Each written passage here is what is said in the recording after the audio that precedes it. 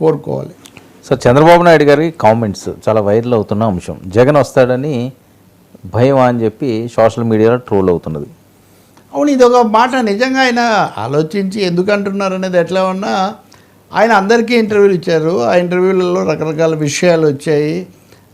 అందులో ఇది ఒకటి ఏంటంటే ఇదివరకు పెట్టుబడులు పెట్టేవాళ్ళు వీళ్ళందరూ వచ్చేవాళ్ళు, కానీ జగన్ వస్తాడు అనే దాంతో జగన్ వస్తే ఇవన్నీ గతంలో మేము చేసినవి ఆయన ఆపాడు కాబట్టి ఇప్పుడు జగన్ వస్తే అవి ఆపుతాడని వాళ్ళు ఆందోళన పడుతున్నారు అన్న మాట ఆయన ప్రతిసారి చెప్తున్నారు. వాళ్ళ పార్టీ మహానాడులో ఆ మాట చెప్పారు, ఈరోజు 2-3 ఇంటర్వ్యూల్లో చెప్పారు. మరీ ముఖ్యంగా సింగపూర్ అమరావతి పునఃప్రారంభం అయిన తర్వాత సింగపూర్ పాత్ర దీని గురించి ఇవన్నీ మనం సింగపూర్ను రప్పించడానికి ప్రయత్నం చేశాము, అది ఇది కూడా చెప్పారు. కానీ సింగపూర్ రావడానికి భయపడుతూ ఉంది. ఎవరో జనరల్గా భయపడడం కాదు, అమరావతికి కూడా సింగపూర్ వచ్చేటటువంటి పరిస్థితి లేదు అన్న ఒక విషయం చంద్రబాబు ఇక్కడ చాలా స్పష్టంగా చెప్తూ ఉన్నారు.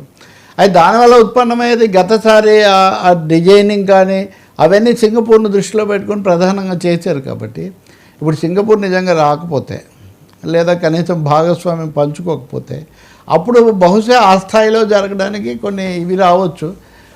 కానీ అధికారంలో ఉన్న ఒక ముఖ్యమంత్రి, అందులో అనుభవజ్ఞుడు, 1-2 సార్లు ఇప్పుడు ఎవరైనా ఎవరికైనా ఎలా గ్యారంటీ ఇస్తారు? అవును, ఇప్పుడు చంద్రబాబు గారు రారు, మేమే 30 ఏళ్ళు పాలిస్తామని జగన్ అనేవాడు. ఇప్పుడు ఆయన ఎక్కడ ప్రతిపక్షంలో 11 స్థానాలతో ఉన్నాడు, ఆయన హోదా లేకుండా.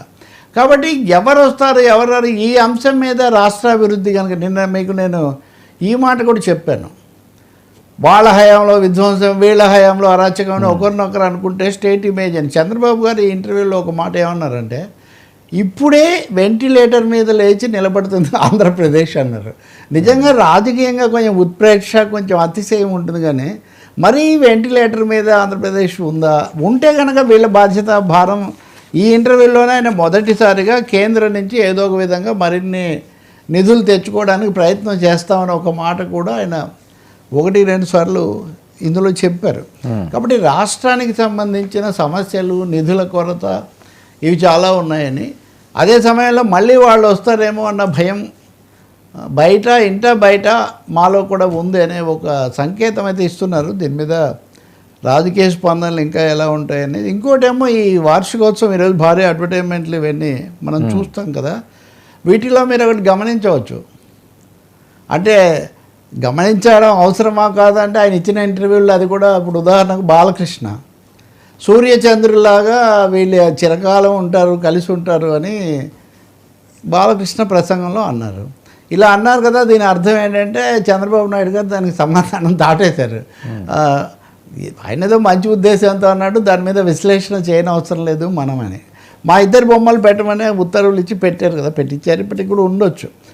కానీ ఈరోజు కూటమి ఇచ్చిన అడ్వర్టైజ్మెంట్స్లో మీరు చూస్తే చంద్రబాబు బొమ్మ కింద ఉంది, లోకేష్ పవన్ కళ్యాణ్ బొమ్మలు 2 పైన ఉన్నాయి.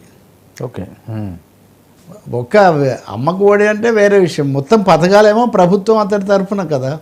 మరి అంటే తప్పనిసరిగా ఇక్కడ ఈ ఏడాది నాటికి వస్తున్న ఒక రీఅడ్జస్ట్మెంట్ అనండి, లేకపోతే రీప్లానింగ్ అనండి, పవన్ కళ్యాణ్ లోకేష్ సెకండ్ లీడర్షిప్లో డెఫినెట్గా వాళ్ళిద్దరు ఇటువైపు ఏం చేశారంటే ఆంధ్రప్రదేశ్ లోగో, నరేంద్ర మోదీ గారు ఇచ్చిన బొమ్మ పెట్టి, ఇంక ఇవన్నీ మనకు మీడియాలో డిజైనింగ్లో లేఅవుట్లలో ఇవి జరుగుతుంటాయి. కానీ మెసేజ్ ఏమంటే message after 1 year is Chandrababu Lokesh కాదు, చంద్రబాబు లోకేష్ పవన్ కళ్యాణ్ అన్నది వాళ్ళ జగన్ వైసీపీ విషయం పక్కన పెడితే. So it is interesting. అలాగే బాలకృష్ణ చెప్పింది ఏంటి, జన్మజన్మలకు సూర్యచంద్రులా కలిసి ఉంటారని అన్నాడు. దాని మీద సమాధానం చెప్పడానికి దాన్ని అవసరం లేదని చెప్పడం అంటే ఏంటంటే దాని మీద కమిట్ కాకపోవటమే.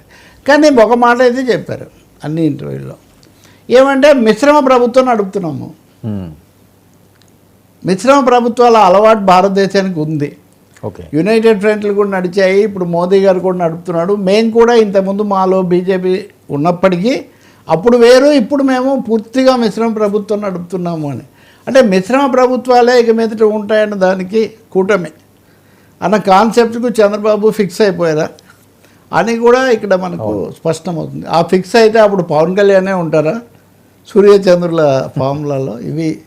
ఇవి పైకి చూస్తే చిన్న విషయాల్లో కనపడతాయి కానీ వీటిలో లోడెడ్, వీటిలో రాజకీయంగా చాలా కీలకమైన అంశాలు ఉన్నాయి. ఇంకోటి కూడా ఆయన చెప్పారు, తరచూ మనం ఈ మధ్య అనుకుంటుంది, చాలా పూర్తిగా లోకేష్ నాయకత్వం ఇదంతా ముఖ్యమే, కానీ మనకు 2 రాజ్యాంగాలు ఉన్నాయి. ఒకటి భారత రాజ్యాంగం, రెండోది తెలుగుదేశం రాజ్యాంగం, తెలుగుదేశం నిబంధనలు.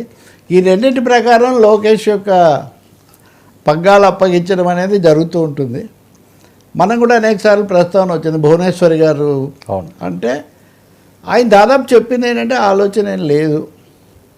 అయితే తెలుగుదేశం వర్గాలు ఇంటర్వ్యూలు చేసిన చాలామంది మీడియా మిత్రులు చెప్పేది, కలిసిన వాళ్ళు చాలామందికి హెక్టిక్గా ఇచ్చారు. ఒక ఆయన 4 గంటలు ఉన్నాం, 5 గంటలు ఉన్నాం. అందులో ఆమెకి అయితే ఆలోచన లేదు. కానీ ఒక దశ తర్వాత నారా బ్రాహ్మణి ఎంట్రీ అయితే జరుగుతుంది.